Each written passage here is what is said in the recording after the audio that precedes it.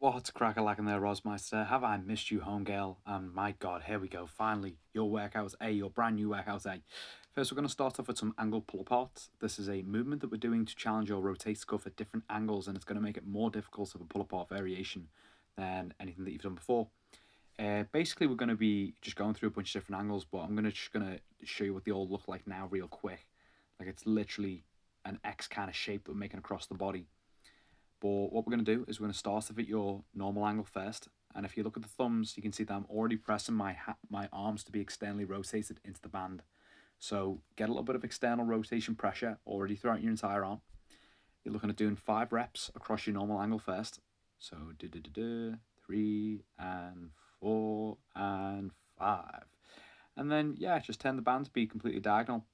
It doesn't really matter if your diagonal is just a little bit different to mine, as long as it's a mirror image on both sides. And when you're spreading the band apart, all you want to think about is pulling your shoulders a little bit back and down, and then literally just spreading your arms apart until the band comes into you. Do not think about like trying to pull the band into you actively. Just spread your arms apart until the band comes into you, man, and you'll hit a good angle. Yeah, do the same thing on the other side as well. 5 reps in each pose, or 5 reps in each angle.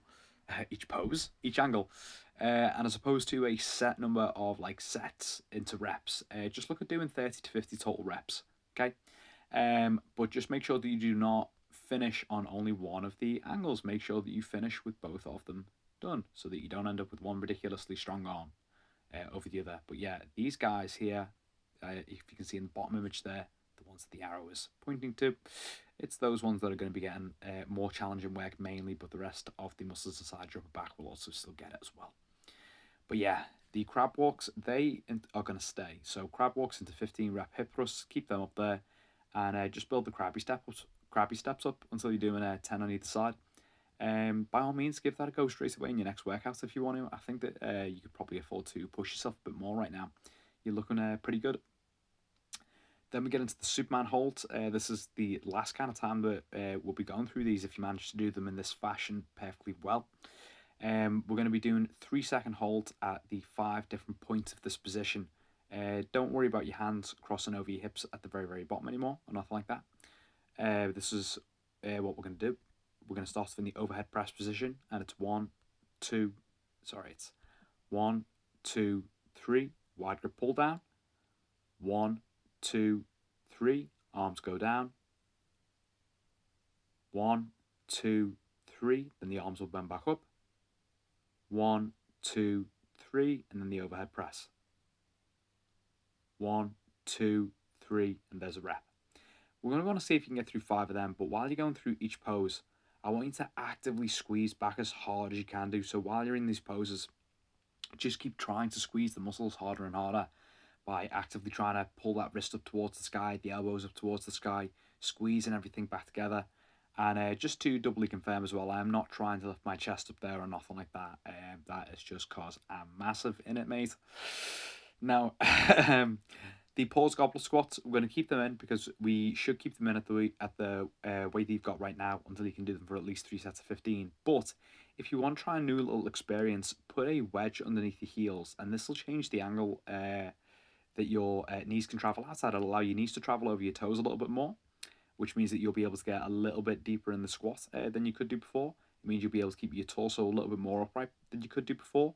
And if you actively try to keep your torso upright as well, then not only do your quads have more range in this position, but it's just a more challenging angle for them to push up at.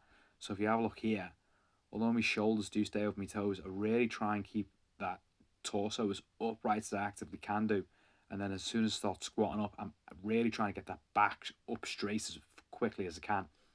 So feel free to give the squatting variation a little go now if you want a little experiment. But after that, the main thing that I'm excited to get you on is the one-arm shoulder press. First thing I'd like you to just do is 10 reps of a dumbbell shoulder press just to warm up. So there we go, Nath. Do your little thing there, man. And then after that, we get into the one-arm dumbbell shoulder press, which looks like this. Do-do-do. And there's 3 main points that I want you to remember, which you can see are put down there right now, but I'm just going to pause the video here. Which is, first when you stand, you want to get your glutes switched on. You want to get your belly button pulled right in. Then you want to tense your stomach like you're getting ready for a punch, and you want to breathe air into your belly so you've got a really solid core. Then when you press, your main aim is to maintain a neutral spine. When you return your shoulders back down, I want you to recapture your breath again and use that as your timing for how long it is that you should, well, basically spend at the bottom of each rep. So if you have a little check of myself here, when I start the rep out, it's breathes in deep, press, holding that breath, breathes out, breathes air back in, and press. And each time I'm just resetting my core strength. And the main aim, as I said, although this will be very, very challenging for your shoulders, the main aim is to try and maintain a neutral spine while you're doing it. So give it a little go. Try it with the 8 kilo bad boy. See if you can do it for 3 sets of 5 to 8 reps as an appropriate target for you to give a go. But do not worry if you don't manage to reach the exact rep count. We can always just improve from there. But give it a go. I think 5 to 8 reps as well within your range. And then when you get into split squats, keep with these. Your form with these was bloody perfect. Like back in the day when I'd see you doing these in the gym. I know you're awesome with these. Your technique is better than mine, to be honest. Load it up with the 10 kilo dumbbell and just crank it out there. Crank it out, 3 sets on either leg. We're looking at doing 8+ reps on either leg. So yeah, just get this thing loaded up right now because you are really, really, really good with this movement. And I think that we should just start to get some more resistance through your body. Now that we know that that's not really a big deal for you right now. So yeah, hope you enjoyed your whole workout there, Roz. The YouTube description will have the sets, reps, and everything inside there as well, just in case you need to go over anything again. But yeah, homegirl, hope that you're kicking ass. Hope that everything's all good. Hope you enjoyed this video, and I'll catch up with you soon. Peace out.